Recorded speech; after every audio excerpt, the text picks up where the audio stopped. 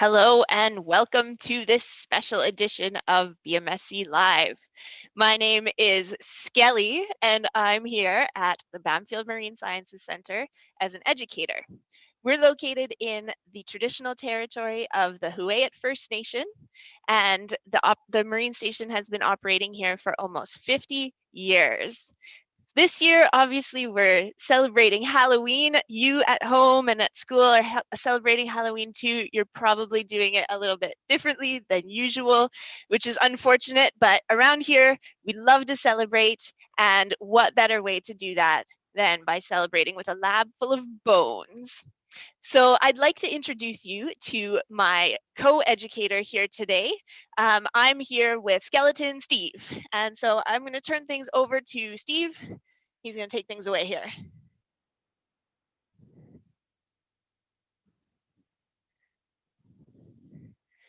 Okay, just kidding. Steve doesn't actually say much these days, but he's here for support, so we'll keep him around because we like him in the lab. I really do have two other helpers, two other skeletons, if you will, helping me out today. So skeleton number one behind the camera there, we have Bowen. Hi, Mom. And also helping out with tech support for our show, we have Skelvis. I'm going to switch it over to his camera now. Thanks, Kelly. Hi, everybody. Welcome to our show, our Halloween show. So first off, start with welcoming you. Happy Halloween. And let's see where we are in the world. So here we are, a little Google Earth action for you.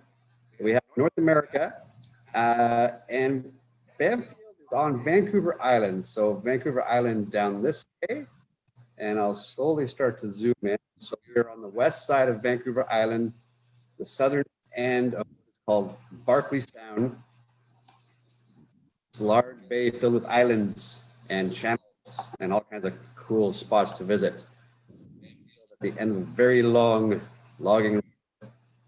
And we have Bamfield. So Bamfield Inlet, west side of Bamfield, the east side of Bamfield, and the Science Center is on the point right here. So I can tell you that we are coming to you live. We are located in what is called the Whale Lab, which you'll find out what. All right. Thank you. All right, I know we have viewers watching from all over the world today, so if you would like to participate in this show, I can remind you that you can use either the chat function on Zoom, or if you're watching on YouTube, you can use a comment function, and you can type in answers or questions that you might have for me. And I'd like to get that started by if you could chime in with where you're watching from. I know we have some viewers here in Bamfield today. There may be some viewers in Port Alberni today, but let us know where you're watching from today. I'd love to hear that. And while you're typing, I'll get started talking about the actual bones in the lab around us. Phil mentioned that this is called the Whale Lab, and it is. We'll show you the whale skeleton in just a moment, but we are going to be examining lots of different bones here today. And I'm wondering if you can tell me why bones are important for your body, and specifically, what are bones made of? There's another question for you. Did anybody chime in with where they're watching from? Yes, we have folks coming from Kentville, Nova Scotia, Port Alberni, BC, Gibsons, BC. We have Wolfville, Nova Scotia, Camel River, and some people in Calgary. Let me see, move over to the YouTube page. That's awesome. From Courtney. Yeah, all over so far.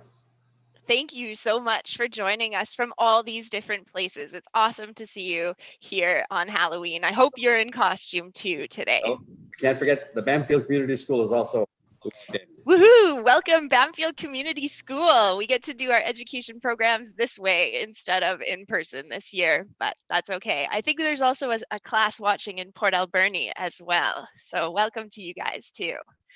All right, let's take a little tour of the whale lab here, and I'll show you guys some really big bones. There's a couple behind me here, but I want to show you the big whale skeleton. Let's go for a little walk over here.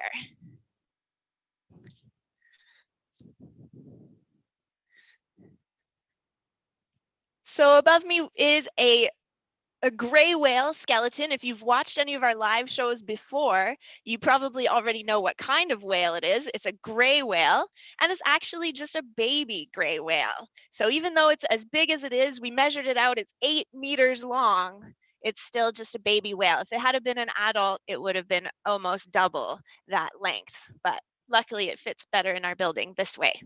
So the gray whale skeleton is a pretty impressive skeleton because of its size.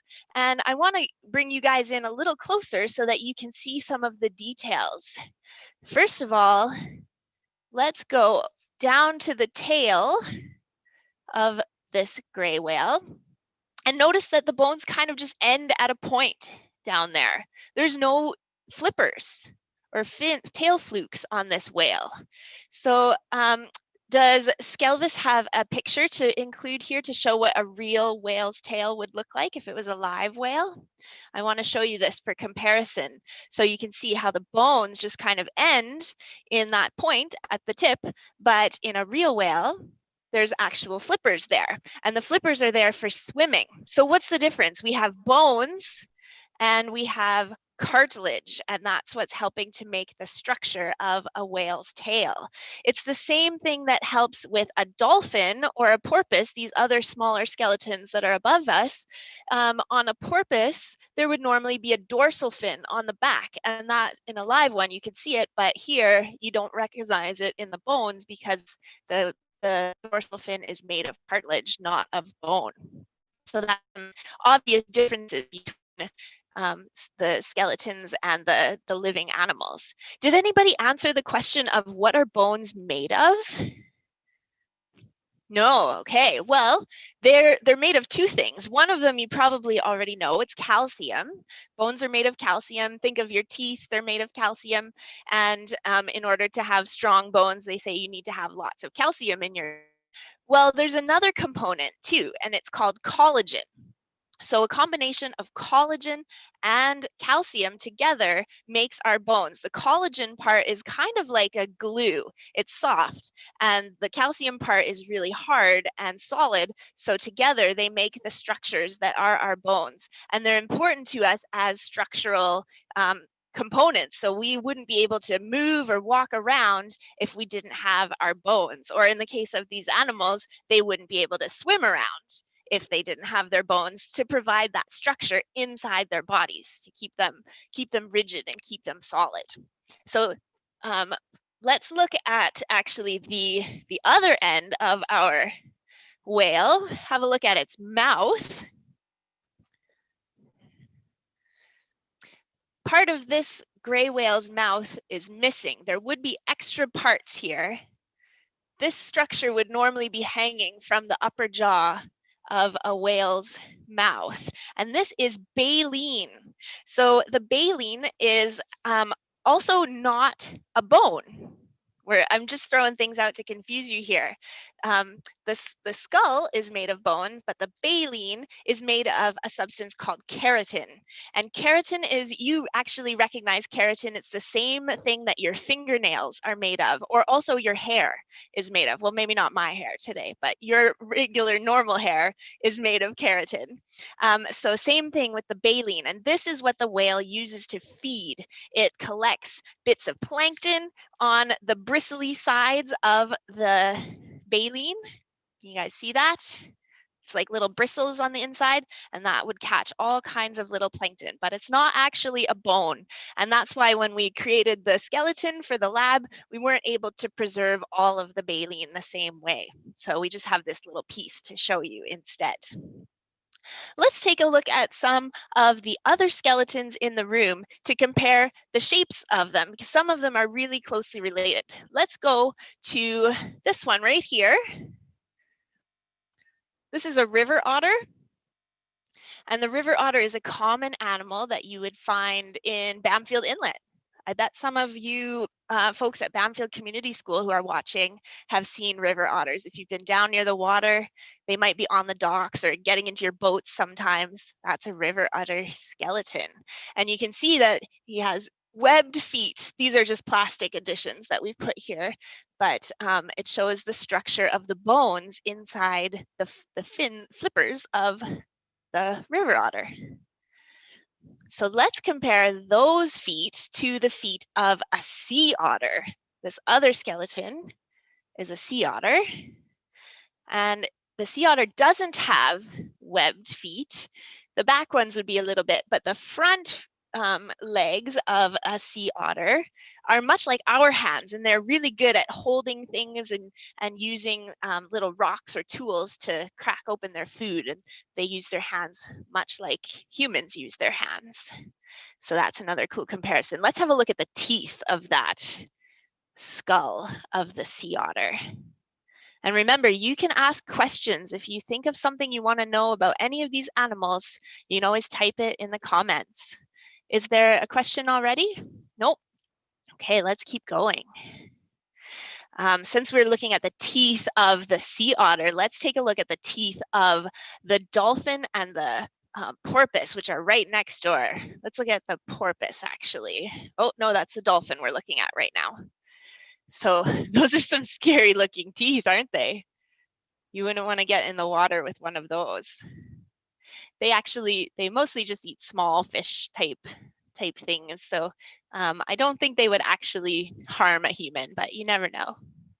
You wouldn't want to get too close by accident. And then in the smaller skull in the background is a harbor porpoise, and they're kind of like cousins of dolphins. They're really closely related. So it has some kind of scary teeth, but they're definitely smaller than the dolphin's teeth if we compare them.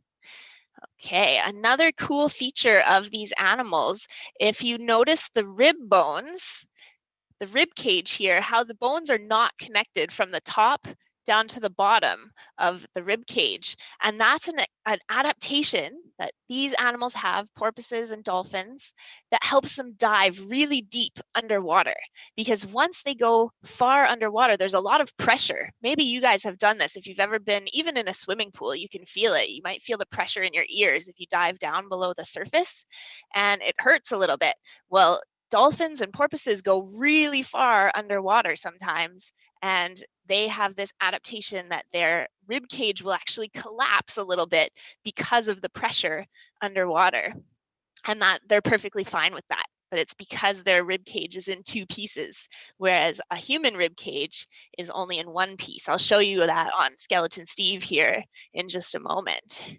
The other thing you might notice about the porpoise skeleton is these two little bones at the back here.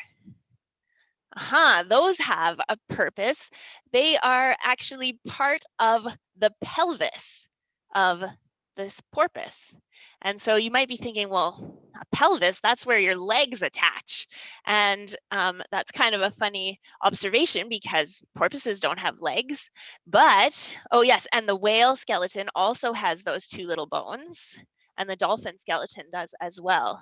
So whales and dolphins have these little pelvic bones at the backs of their bodies, just below their tails, and they are actually useful for the remnants of the pelvis.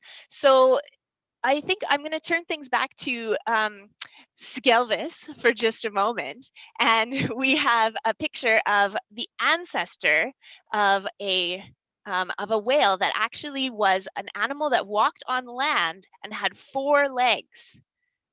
Very crazy. So back in evolutionary time, way back a long time ago, the ancestors of whales and dolphins and porpoises had 4 legs and walked on land. But over time, they evolved and they changed. They no longer had their back legs anymore. It turned into the tail shape and they lost their legs. But these little bones that hang down are the remnants of the pelvis. So they're still there today. Okay, let's keep going. I have some skulls on the table here behind me, and I want you guys to help guess what some of them might be. This one, I won't show you the answer. Here, I'll just leave it here.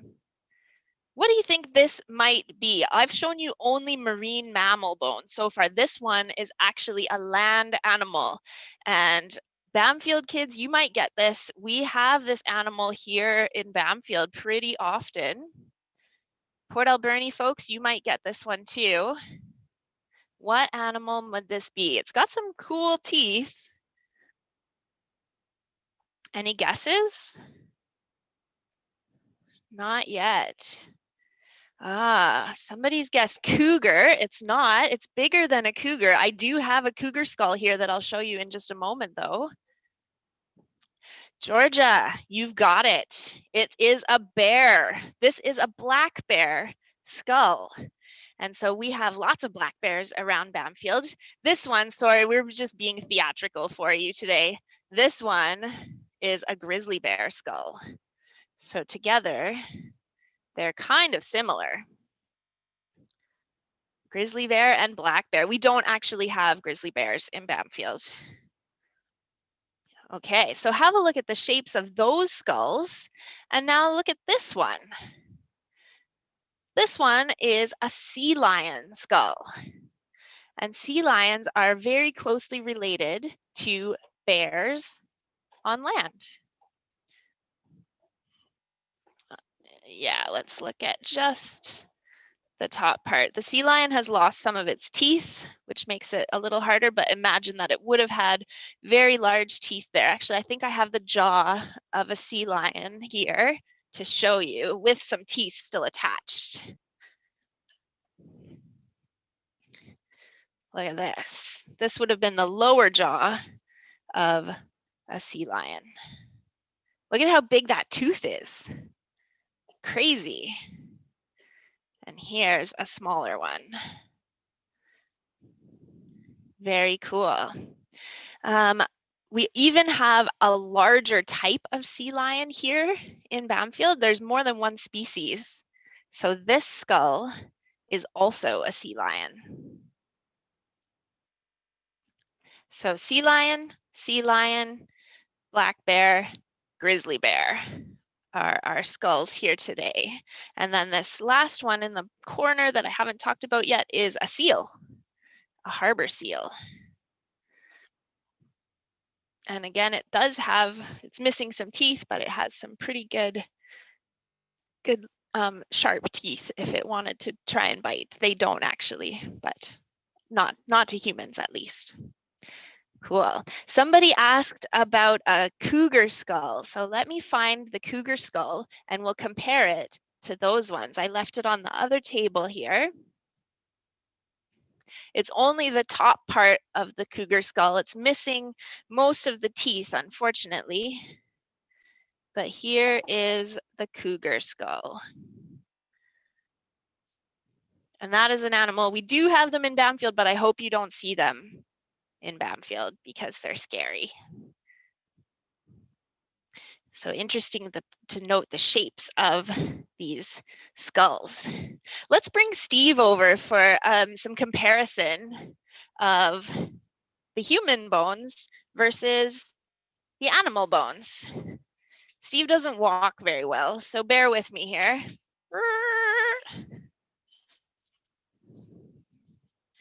Okay, so Steve, we're gonna show off your bones a little bit here.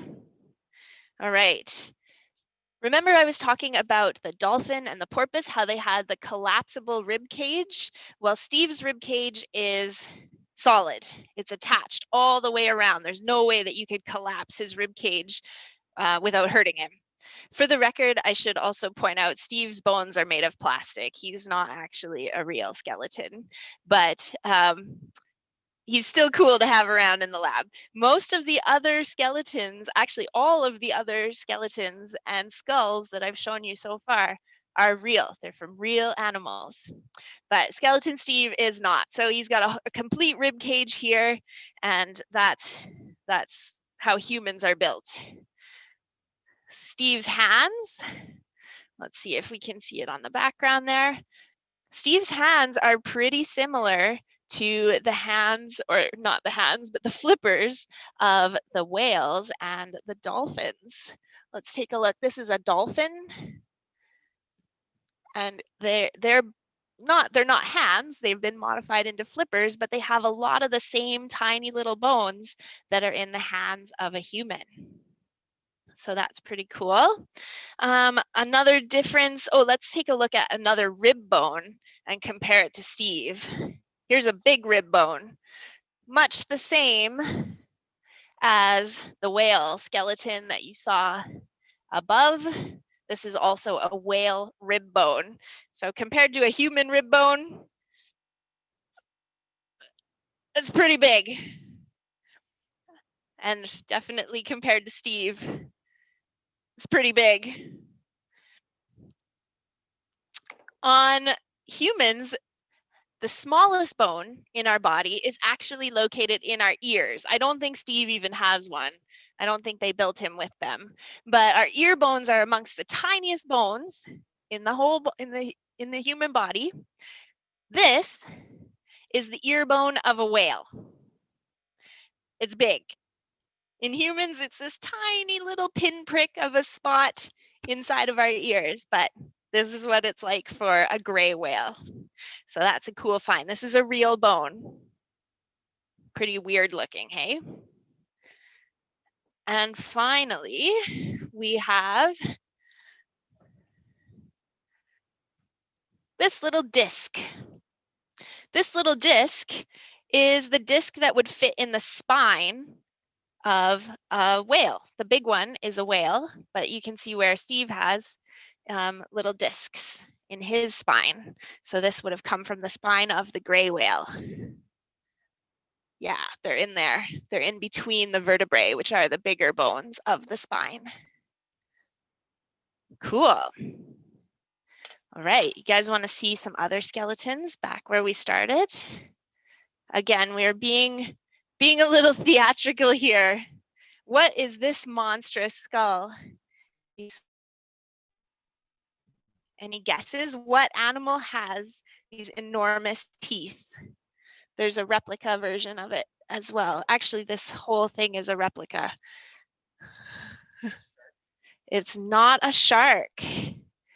Keep guessing. Sharks do have big pointy teeth.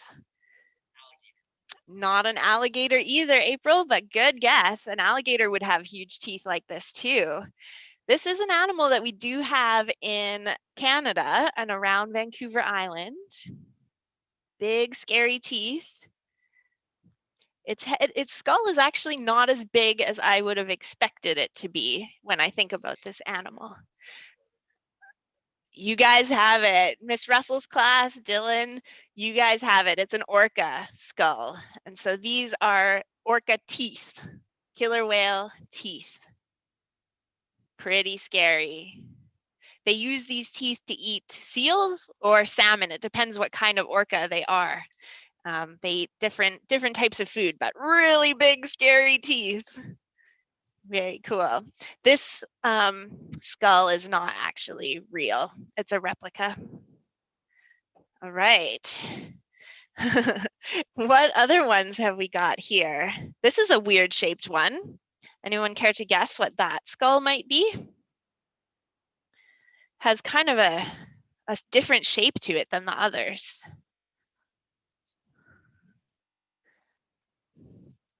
It's not really an animal that we'd see around the Pacific coast. They do exist, but they're very rare to see them. No guesses? Ooh, good. I like it when we stump you. Oh, what's the name? Truden. You got it. It's a turtle. Good job. Good guess. This is a leatherback sea turtle. This skull. Great job. I've never actually seen a live leatherback sea turtle. This is a replica skull as well, but it's a cool addition to our collection. It's just the skull. We don't have the whole turtle, unfortunately, but it's neat to see. Anyone want to guess what bone this might be? I have one of these in my body. It's hard to tell where it would belong. What is this? This is bigger than a human one. Hip? Kind of looks like a hip bone. It's not a hip bone. Nope, not a pelvis. This is actually what's called a scapula. It's the shoulder bone. I'm not actually sure of the orientation. Let's go have a look at Steve and we'll figure it out actually. Steve's scapula or shoulder bone is a lot smaller. Oh, and we're looking at the other side. Let's have a look at Steve's other side here. Like this. There we go. Okay, now you can see the orientation. So this one is from a sea lion in my hand compared to a human shoulder bone. Weird one, huh? That's great. Do you guys have any questions about any of these bones? Because our show is almost over. Now is a great time. Steve.